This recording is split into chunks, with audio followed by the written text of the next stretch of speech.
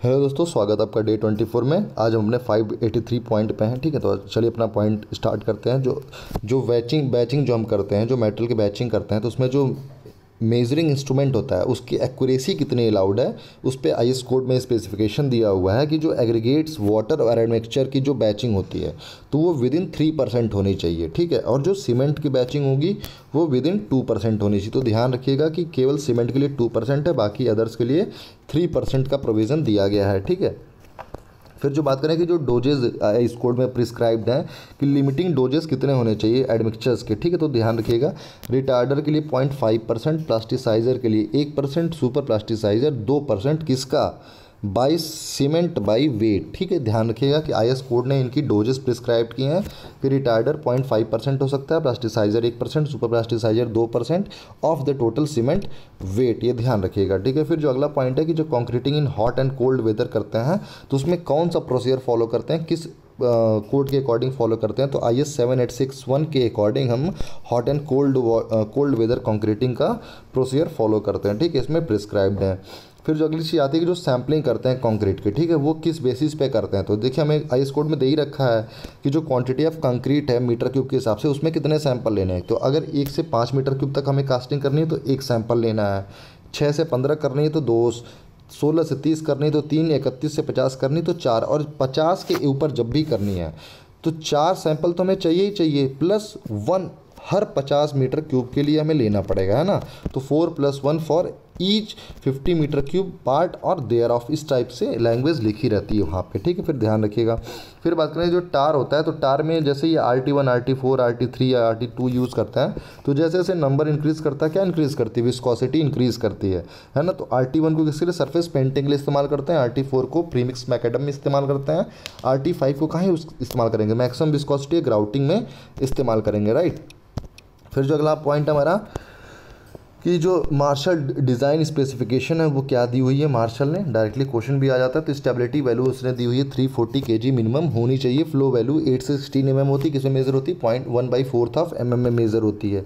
ठीक है, volume of voids percentage में कितना होना चाहिए, 3 से 5% होना चाहिए, और वॉल्यूम फील्ड्स विथ बिटुमन कितना होना चाहिए, 75 से 85%। ये चारों वैल्यू आपको ध्यान में रखनी है। ठीक है, फिर बात करें जो शेयर लैग इफेक्ट होता है उसको नेग्लेक्ट किया जा सकता है कब, जब outstand width of the flange कितनी हो, L0/20 से कम हो। ठीक है, उसी तरीके से फॉर इंटरनल एलिमेंट में शेयर लैग इफेक्ट को नेग्लेक्ट किया जा सकता है कब, जब उसकी विड्थ क्या हो, L0/10 से कम हो। ठीक है, ध्यान रखिएगा, ये पॉइंट मैंने पहले ही बताया रखा। फिर डैम्प्ड नेचुरल फ्रीक्वेंसी का फॉर्मूला क्या होगा, ठीक है, तो ω/d को डैम्प्ड नेचुरल फ्रीक्वेंसी से हम डिनोट करते हैं, इक्वल टू क्या हो जाएगा, नेचुरल फ्रीक्वेंसी इनटू में √में 1 - cc का स्क्वायर। cc क्या है, डैम्पिंग रेशियो है। ठीक है, ध्यान रखिएगा।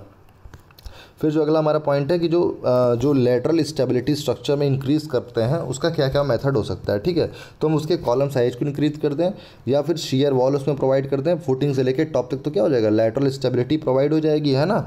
और उसके साथ साथ हम क्या कर सकते हैं, ब्रिक वॉल भी दे सकते हैं, लेकिन ये ब्रिक वॉल अकेले काम नहीं करेगी। ठीक है, ध्यान रहे।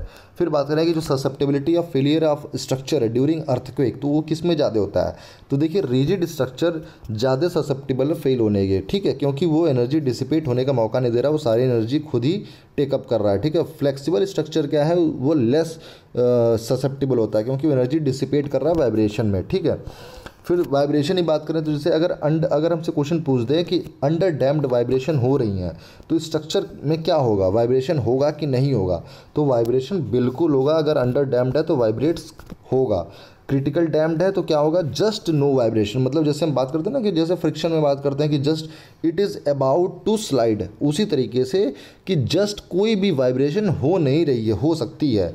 ठीक है, मतलब इसके अगर हम जरा सा भी ऊपर नीचे गए तो वाइब्रेशन होगी।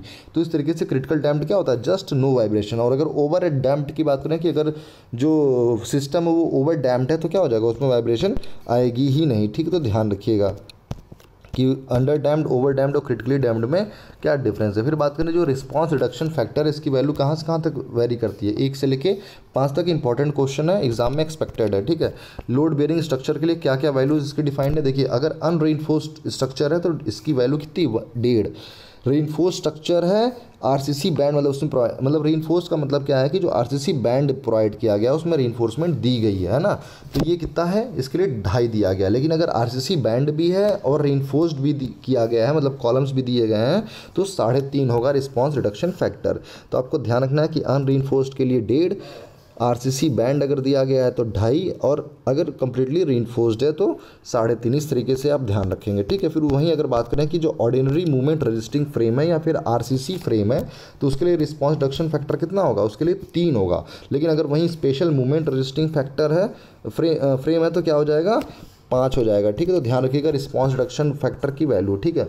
फिर जैकेटिंग क्या होता है, तो देखिए जैकेटिंग किस लिए करते हैं कि ये क्या है कि एक रेट्रोफिटिंग का तरीका है ना, कि मतलब हम स्ट्रक्चर को रिवाइव कर रहे हैं, तो जो उसका कंक्रीट कन्फाइनमेंट है वो इंक्रीज़ कर देते हैं, बाहर से कंक्रीट की लेयर को इंक्रीज़ करते हैं, तो कंक्रीट कन्फाइनमेंट बढ़ जाता है, जिससे जो करोजन होता है वो घट जाता है, कवर बढ़ जाता है, तो स्ट्रेंथ उसकी इंक्रीज़ कर जाती है, ठीक है। तो शियर स्ट्रेंथ बढ़ जाती है और उसकी क्या बढ़ जाएगी, फ्लेक्सुरल स्ट्रेंथ भी इंक्रीज़ कर जाएगी, ठीक है। तो जैकेटिंग का जो पर्पस होता है वो यही चीज़ करने का होता है, ठीक है। फिर जो हमारा अगला पॉइंट है कि जो मैच्योरिटी ऑफ कंक्रीट होती है वो क्या होता है, तो maturity of concrete is nothing but the summation of the product of the time into temperature, and where we have take the -11 degree centigrade temperature as the datum temperature for calculate the maturity of concrete, ठीक है। तो आपको ध्यान में होना चाहिए जो datum temperature होता है वो कितना लेते हैं, -11 डिग्री सेंटीग्रेड लेते हैं, और टाइम और टेम्परेचर का प्रोडक्ट करते हैं। टाइम यहाँ पे डेज में हो सकता है या फिर आर में हो सकता है, टेम्परेचर सेंटीग्रेड में लेते हैं, ठीक है। तो ध्यान रखिएगा। फिर जो हमारा अगला पॉइंट है कि कॉम्प्रेसिव स्ट्रेंथ ऑफ स्पेसिमेन जो होती है, तो वो कौन कौन से क्यूब इस्तेमाल करते हैं, ठीक है।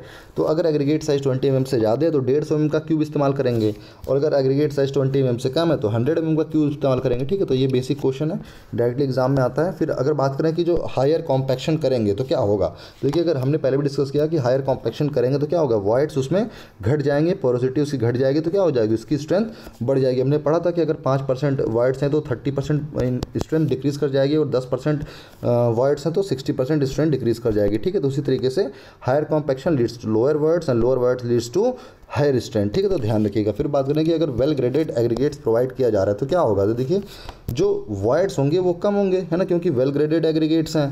तो जब वॉइड्स कम होंगे तो क्या होगा, लेस सीमेंट पेस्ट रिक्वायर्ड होगा, है ना, सबको कवर करने के लिए।